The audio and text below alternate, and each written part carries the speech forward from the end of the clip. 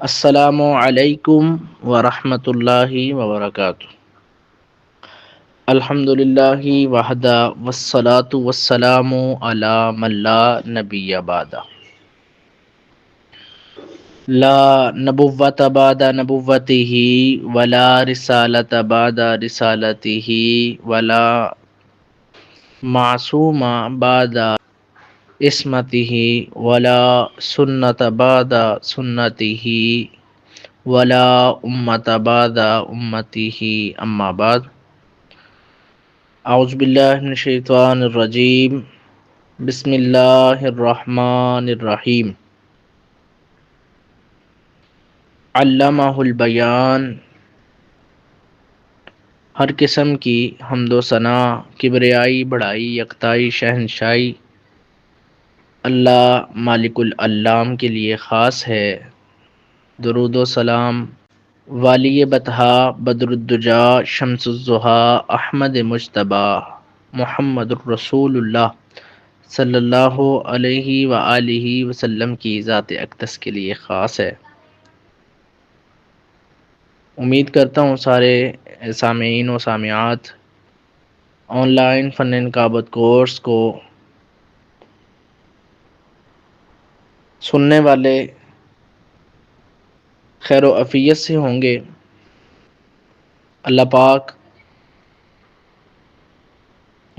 مجھ سمیت سب کو صحت والی، عافیت والی، ایمان والی لمبی زندگی عطا فرمائے۔ اللہ مجھ سے بھی اور آپ سے بھی دین حنیف کا بہت زیادہ کام لے۔ کل جہاں پر ہماری بات مکمل ہوئی تھی وہ یہ تھی کہ نقابت کا اہل کون ہے، نقابت کون کر سکتا ہے۔ اب دو سوال باقی تھے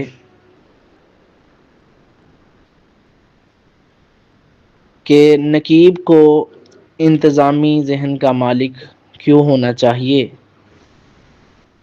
اور کم 3 دن پہلے تمام مہمانوں سے جو سامعین سے مخاطب ہوں گے ان سے رابطہ یا ان کی معلومات کیوں ضروری ہے۔ سب سے اہم بات یہ سمجھیے کہ انتظامی ذہن کا مالک نقیب کیوں ہو۔ جب تلک انسان اس چیز کا مائنڈ نہ بنا لے، ذہن نہ بنا لے، یا ذہنی طور پر تیار نہ ہو تو ہم دنیا والے اس کو گھر کی ذمہ داری نہیں دیتے۔ کسی نوجوان کی شادی کرنی ہو نا تو والدین کہتے ہیں ابھی بچگانہ ذہن ہے، ابھی ذمہ داری نبھانے والا اس کا ذہن نہیں ہے، ابھی اس لیول پر نہیں ہے، جب تھوڑا سا مزید بڑا ہو جائے گا تو اس کو ہم اس پر ذمہ داری ڈالیں گے۔ جب تک پختہ ذہن مالک انسان نہ بن جائے تب تلک تو گھر والے کوئی ذمہ داری نہیں دیتے۔ اس لیے نقیب کو انتظامی ذہن کا مالک ہونا چاہیے، نظام کو سنبھالنے والا ہو، نظام کو چلانے والا ہو، نظام کو ہینڈل کرنے والا ہو۔ اگر آپ کی نقابت کے دوران جن سامعین کے درمیان گفتگو کے لیے آپ نے جس خطیب کو مدعو کیا ہے، بلایا ہے، دعوت دی ہے، خدا نخواستہ وہ لیٹ ہو جاتے ہیں، بامر مجبوری وہ نہیں آتے، نہیں پہنچ پاتے، تو اس چیز کو ہینڈل نقیب نے کرنا ہوتا ہے۔ اس وقت کو تقسیم نقیب نے کرنا ہوتا ہے۔ اب یہ تو ہو نہیں سکتا کہ حضرت بیان کے لیے نہیں پہنچ پائے، رستے میں ہو گئے ہیں تو ان کا انتظار کیا جائے، جو ان کا ٹائم ہے اس ٹائم میں خاموشی کے ساتھ بیٹھا جائے اور پھر مائک کرسی کے سامنے یا سٹیج پر یا ممبر کے سامنے سیٹ کر کے سارے خاموشی سے بیٹھیں، جی خطیب صاحب آ رہے ہیں، ان کا انتظار ہو رہا ہے. بالکل ایسا نہیں ہوتا. آپ بھی اس بات سے واقف ہوں گے. اس ٹائم کو نقیب نے ایڈجسٹ کرنا ہوتا ہے، تقسیم کرنا ہوتا ہے. اس وقت کیا کرنا ہے، کس کو ٹائم دینا ہے اس وقت کے اندر، یا اس وقت کو کیسے سمیٹنا ہے، یہ ساری نقیب کی ذمہ داری ہوتی ہے. انتظامی ذہن کا مالک کیوں ہو؟ کیونکہ اس نے ایک پوری مکمل محفل کو چلانا ہے. تو اگر بچکانہ ذہن ہوگا یا شعور نہ ہوگا یا تدبر نہ ہو یا فصاحت و بلاغت نہ ہو یا ذہن اس بات پر ایگری نہ کہ میں نقابت کر لوں گا یا نہیں کر لوں گا. ہمارے اندر سب سے بڑا المیہ ہی یہ ہے کہ ہم جس کو مرضی منہ اٹھا کر نقیب بنا دیتے ہیں اور نقابت کے فرائض انجام دینے کے لیے اس کو حکم دے دیتے ہیں. حالانکہ بالکل ایسا نہیں ہونا چاہیے. نقابت بہت اہم فریضہ ہے. اس لیے میں نے کل بھی عرض کیا کہ نقیب وہ بنے، نقابت کے فرائض وہ سر انجام دے جو نقابت کا اہل ہو. نقیب بننے کا اہل ہو اس کو نقیب بنایا جائے. ہمارے اندر سب سے بڑا المیہ اور سب سے بڑی وجہ یہ ہے کہ ہم جس کو مرضی منہ اٹھا کر نقیب بنا دیتے ہیں. اس کو الف نہ کوکو، پا نہ پڑی، وقت نو پھڑی، ایسا حساب ہو جاتا ہے. اور پھر انتظامیہ والے جو پروگرام کروانے والے ہیں، محفل کروانے والے ہیں، وہ پھر دائیں بائیں دیکھتے ہیں. اور جب نقیب کوئی ایسی حرکت کرتا ہے یا ایسے جملے بول جاتا ہے تو پھر انتظامیہ صفائیاں دیتی پھرتی ہے کہ نہیں جی ہمارے نقیب کا مطلب یہ نہیں تھا، ہمارے نقیب کا مطلب یہ نہیں تھا، ہمارے نقیب کا مطلب یہ نہیں تھا، بات کرنے کا مقصد یہ تھا، مطلب یہ تھا. چونکہ چنانچہ دائیں بائیں ادھر ادھر. اس لیے نقیب کو اصول پسند ہونا چاہیے، انتظامی ذہن کا مالک ہونا چاہیے. آگے چلتے ہیں.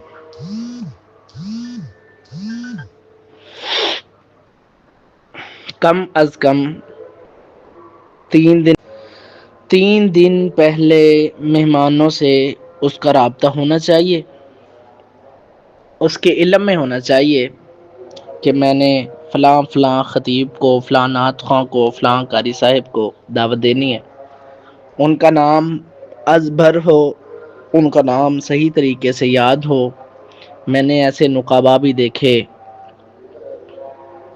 کہ جب دعوت دینے کی باری آتی ہے وہ نام ہی خلط ملط کر دیتے ہیں، پیچھے کر دیتے ہیں، آگے پیچھے کرتے ہیں، خلط ملط کرتے ہیں، نام کو دائیں بائیں کر دیتے ہیں، القابات کے اندر کمی پیشی کرتے ہیں یا القابات خراب کر دیتے ہیں. یہ سب سے بڑی وجہ ہوتی ہے کہ اس نے رابطہ نہیں کیا ہوتا یا اس کے علم میں نہیں ہوتا. آپ کو ایک آسان حل بتاؤں. اگر آپ رابطہ نہیں کرنا چاہتے یا آپ کے پاس اتنا وقت نہیں کہ آپ رابطہ کریں 3 4 دن پہلے، ہفتہ پہلے، مہینہ پہلے، تو سوشل میڈیا کا دور ہے. اشتہار آپ کے پاس لازمی ہوگا، فلیکس آپ کے پاس لازمی ہوگی. آپ اس اشتہار کو باغور پڑھیں اور ایسے پڑھیں جیسے سبق یاد کیا جاتا ہے ویسے پڑھیں. کوئی بھی چیز دائیں بائیں نہ ہو، کسی کے القابات غلط نہ ہوں، کسی کے لفظ غلط نہ ہوں، جملے غلط نہ ہوں، نام میں زبر زیر پیش کا خیال کیا جائے. اور اکثر ہم نام لیتے وقت بگاڑ دیتے ہیں نام. مثال کے طور پر میں زیادہ دور نہیں جاتا، جس طرح کے ہمارے سادے سے نقیب ہوتے ہیں وہ اکثر نام خراب کرتے ہیں. عدنان کی جگہ ادنان، احسن کی جگہ احسن. ٹھیک ہے جی. بلال کی جگہ بلال. ٹھیک ہے جی. عادل کی جگہ عادل. اور کامران کی جگہ کامیران. یہ اس طرح کے جملے جو نام بگاڑتے ہیں، غلط کرتے ہیں، بالکل ایسا نہیں ہونا چاہیے. ایک نقیب منجا ہوا نقیب ہونا چاہیے، پالش کیا ہوا. وہ بولے تو پتہ چلے کہ یار کوئی بندہ بول رہا ہے. وہ بولے، گفتگو کرے، اس کے جملے بتائیں کہ یار نہیں واقعی کوئی گفتگو کر رہا ہے. اور آپ کا نام لینے کا انداز، نام لینے کا سٹائل، اور اس کے زبر زیر پیش، اس کے حرف، اس کے جملے اس طرح ترتیب دیے ہوئے ہوں کہ سننے والا جو آپ کے سامنے، آپ کے سامعین، آپ کی آڈینس بیٹھی ہے، وہ مجبور ہو جائے کہ خطیب سن کے جانا ہے، ہم نے یہ وائس، یہ مقرر سن کے جانا ہے. یار بڑا تڑلے کا تعارف کروایا، پتہ نہیں وہ چیز کیا ہے. اس لیے جملوں کا صحیح استعمال. یہاں آگے انشاءاللہ ہماری بات ہوگی مزید 8 دنوں کے اندر کہ نقابت کے اندر ایک نقیب کو پوری لغت یاد ہونی چاہیے، حفظ ہونی چاہیے، اور اتنی حفظ ہونی چاہیے، اتنی یاد ہونی چاہیے کہ اس کو بولتے وقت کنفیوژن نہ ہو، اس کو بولتے وقت ڈر نہ لگے. اس کو پتا ہو بھائی جو میں جملہ بول رہا ہوں واقعتاً ایسا جملہ ہے اور ہوگا. انسان ہے، ہیر پھیر ہو جاتا ہے، زبان پھسل جاتی ہے، غلطی ہو جاتی ہے، لیکن محنت اتنی کی ہو کہ آپ اگر اونچ نیچ ہو بھی جائے تو اس کو فوراً کور کریں، اتنی جلدی کور کریں کہ کسی کو محسوس نہ ہو. انشاءاللہ آگے جا کر اس پر بھی مکمل لیکچر ہوگا اور اس عنوان پر بھی مکمل بحث ہوگی. صحیح تلفظ نقیب کے لیے کتنے ضروری ہیں، زبان کی صحیح درستگی، استعمال کتنا ضروری ہے، کتنا اہم ہے، کتنی اہمیت کا حامل ہے، یہ انشاءاللہ آگے جا کر بات ہوگی. انتظامی ذہن کا مالک کیوں ہو؟ نقیب پروگرام میں کم از کم 3 دن پہلے مہمانوں سے یا سامعین سے، مخاطب ہونے والوں سے ان کے نام معلوم کیوں کر لے؟ صرف اس لیے کہ مائک پر بولتے وقت وہ ڈرے نہ، جھجکے نہ، کانپے نہ، یا کنفیوز نہ ہو کہ یار یا پتہ نہیں کیا نام ہوگا. اور اکثر نقابا میں نے دیکھے ہیں سارا مطلب کہ وہ ایک ڈھانچہ تیار کر لیتے ہیں اور جیسے ہی نام لینے کی باری آتی ہے تو موبائل نکال لیتے ہیں یا اشتہار کی طرف دیکھنے لگ جاتے ہیں، فلیکس کی طرف دیکھنے لگ جاتے ہیں. بالکل ایسا نہیں ہونا چاہیے. آپ کو اشعار تو یاد ہیں، آپ کو جو جملے آپ نے دینے ہیں خطیب کو وہ تو آپ کو یاد ہے، لیکن اس کا نام کبھی بھی آپ کو دیکھنے کا موقع نہ میسر آئے، یا پھر مطلب کہ آپ کو دیکھنے کی ضرورت نہ پیش آئے. آپ کو اس طرح اس کے نام یاد ہونے چاہیے. انتظامی ذہن کا مالک مطلب کہ وہ پورے اسٹیج اور کوئی ایرا گیرا نتھو خیرا اس پروگرام کے اندر آ کر بدمزگی پیدا نہ کرے یا بدمزگی کا سبب نہ بنے. اس لیے نظام سنبھالنے والا، نظام چلانے والا انسان نقیب بننا چاہیے. آگے چلتے ہیں۔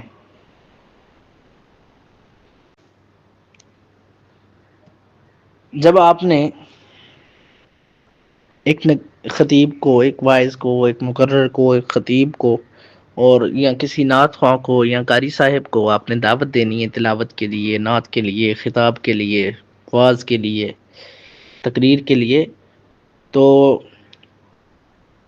ان کی شخصیت، ان کا مزاج، ان کی علمی و عملی حیثیت پیش نظر رکھیں۔ آپ کو پتہ ہونا چاہیے کہ جس مہمان کو میں مائک پر دعوت دے رہا ہوں اس کی علمی حیثیت کیا ہے، اس کی عملی حیثیت کیا ہے، اور اس کا مزاج کیسا ہے۔ شاید کہ میں نے بات بیان کر دی ہو، چلیں دوبارہ دہرا دیتا ہوں، انشاءاللہ فائدہ ہوگا۔ مثال کے طور پر انسان مولانا طارق جمیل صاحب حافظہ اللہ، ان کو دعوت دے رہا ہے،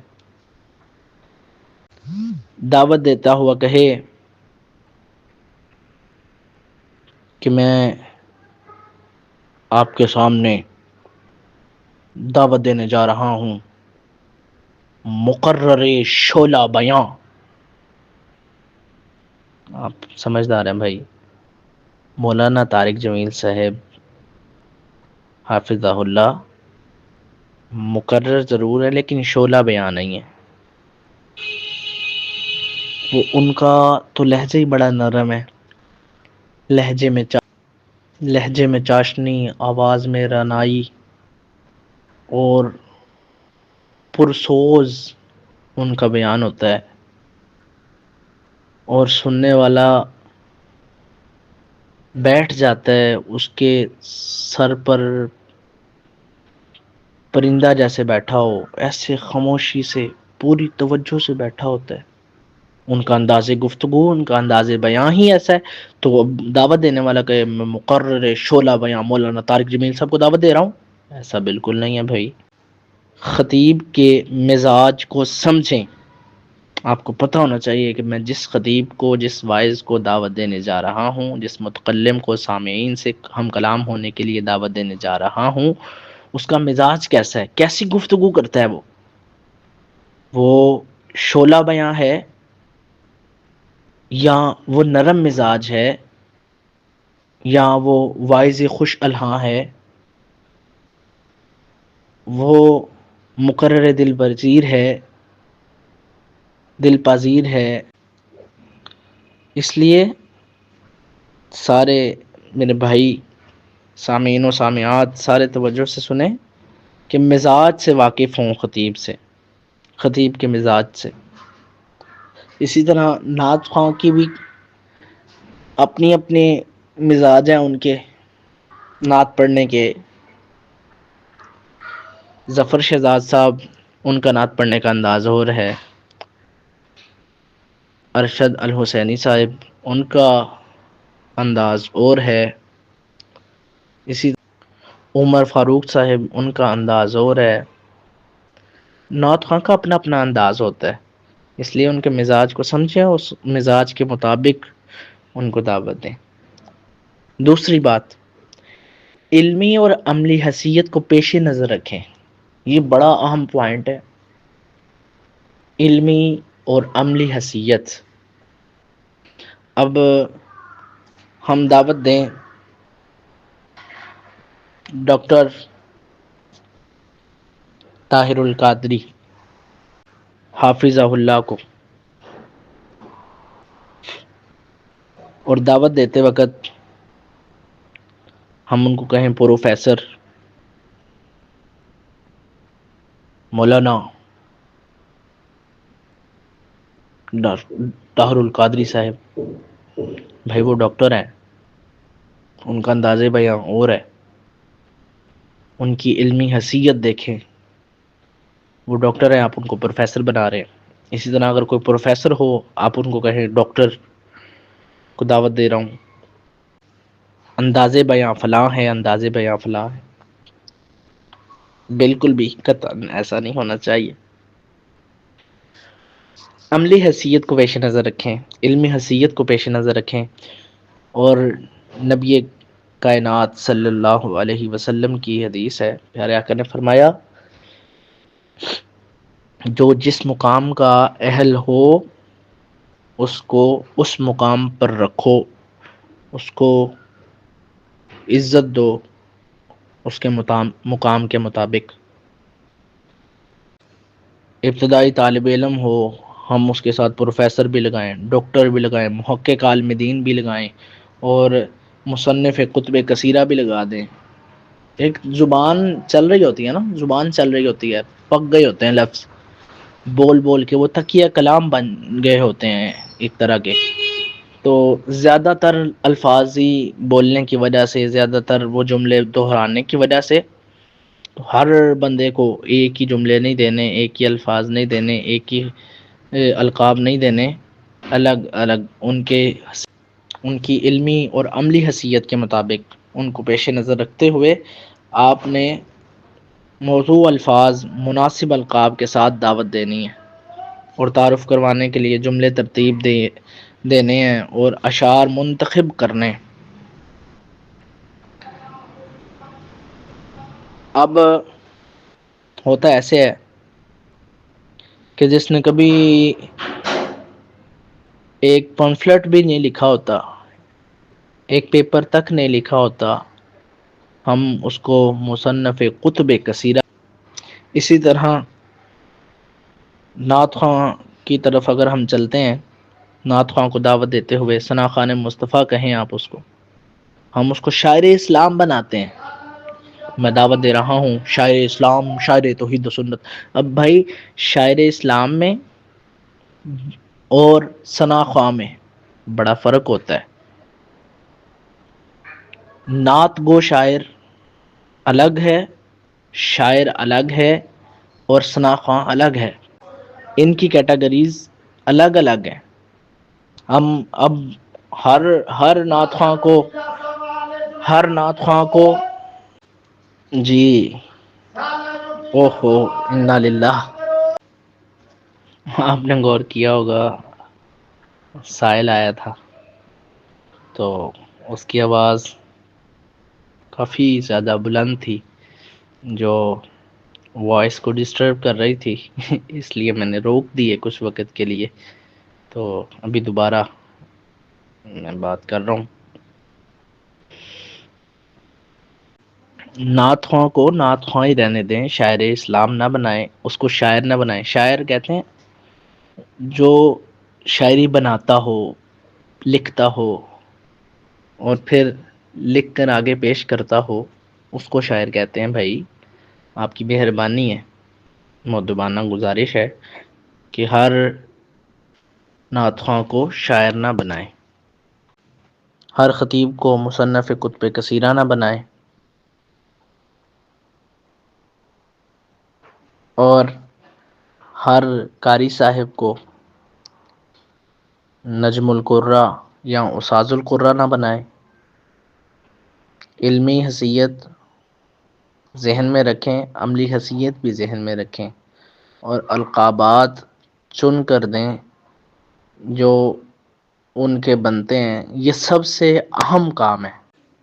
یہ کورس کرنے والے پھر متوجہ ہوں، میں بڑے ہی سوگ کے ساتھ کہہ رہا ہوں، بڑی انہماک اور توجہ کے ساتھ یہ الفاظ بول رہا ہوں کہ یہ نقیب کا سب سے اہم کام اور اولین ترجیح اور سب سے اولیٰ کام یہی ہے کہ وہ ان کی حیثیت کو جانے، ان کی علمیت کو جانے یا ان کی عملیت کو جانے، پھر القابات دے۔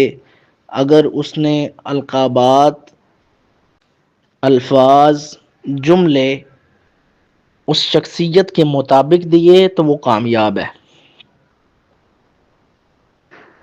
یہاں پر ایک اور بات بھی میں کر دیتا ہوں، نقابا جو ہیں نقیب حضرات، ان کا کام ہے تعریف کرنا، تعریف کرنے والے کو کہتے ہیں نقیب، تو انہوں نے تعریف کرنی ہے، لیکن تعریف کے اندر مبالغہ آرائی نہ ہو میرے بھائی، مبالغہ آرائی نہ ہو، مبالغہ آرائی نہ ہو، حد سے زیادہ تجاوز نہ کر، اتنی زیادہ مبالغہ آرائی نہ ہو کہ وہ حد سے تجاوز کر جائے، اور پھر سننے والا، وہ وائز، وہ مقرر، وہ خطیب آپ کو اسپیشلی بلائے سائڈ پر اور کہے حضرت یہ آپ نے کیا کر دیا، میرے اندر تو ایسی کوئی چیز نہیں ہے. اس لیے اس سے پہلے کہ آپ کو وہ سائٹ پر بلائے، آپ اس بات پر توجہ دیں، کسی بھی انسان کو اس کی حیثیت سے زیادہ پروٹوکول نہیں دینا. اور اکثر خطباء میں نے دیکھے ہیں جن کو ہم زیادہ پروٹوکول دے دیتے ہیں، حد سے زیادہ دے دیتے ہیں، اور القابات ایسے ایسے چن کر دیتے ہیں، تو اکثر تو جو بھلے ہوتے ہیں، اچھے ہوتے ہیں، خطیب سارے ہی اچھے ہوتے ہیں، تو وہ ایک تو سائڈ پر بلا لیتے ہیں، اور جن کو ہم حد سے زیادہ، ہم تو محبت میں دیتے ہیں، پیار میں القابات دیتے ہیں، ان کو جملے محبت میں، پیار میں، عقیدت میں دیتے ہیں، لیکن کچھ صوفی نما اور آپ کہہ لیں سنجیدہ لوگ یا سادے لوگ، یا صرف جو آپ کہہ لیں کہ سادگی پسند لوگ ہوتے ہیں، وہ پھر مائک پر ہی گفتگو کے دوران کہہ دیتے ہیں. یہ بھائی نے مجھے دعوت دیتے ہوئے بہت بڑے جملے کہہ دیے، مجھ میں ایسا ککھ بھی نہیں ہے، مجھ میں ایسا کچھ بھی نہیں ہے. تو بہتر یہ ہے کہ آپ کو خطیب مقرر سائڈ پہ بلائے، بہتر آپ کا نام لے کر یا آپ کی طرف اشارہ کر کے یا آپ کو مخاطب کر کے وائز، مقرر، خطیب یا مائک پر گفتگو کرنے والا متکلم مائک پر ہی کہہ دے کہ بھائی میرے میں ایسا ککھ بھی نہیں، کچھ نہیں ہے، تو بہتر یہ ہے کہ بچیں میرے بھائی، بچیں بس. تو آج کا جو لیکچر ہے وہ بالکل انتہائی مختصر ہے، میں نے زیادہ لمبی چوڑی بات نہیں کی ہے. موبائل کا ایشو آ رہا ہے، وہ میں آج انشاءاللہ العزیز حل کروا لوں گا، تو پھر انشاءاللہ بات ہوگی. آپ نے وائس سنیے گا دوبارہ، میں بھی وائس ریکارڈ کرنے کے بعد خود بھی سنوں گا. تو اکثر جملے دہرائے ہیں میں نے اندر، آخر سے جملہ کٹ ہو جاتا تھا، بار بار وائس کا مسئلہ بنتا تھا. تو تقریباً یہ 28-29 منٹ وائس ہے جو غالباً میں نے 1.5 سے 2 گھنٹوں کے اندر ریکارڈ کی ہے. تو اس لیے آج کے لیے اتنا ہی کافی سمجھے، اور معذرت بھی چاہتا ہوں کہ میں کھل کے ذرا بات نہیں کر سکا. انشاءاللہ العزیز اگلے لیکچر میں ملاقات ہوتی ہے. اللہ میرا اور آپ کا حامی و ناصر ہو. السلام علیکم ورحمۃ اللہ وبرکاتہ.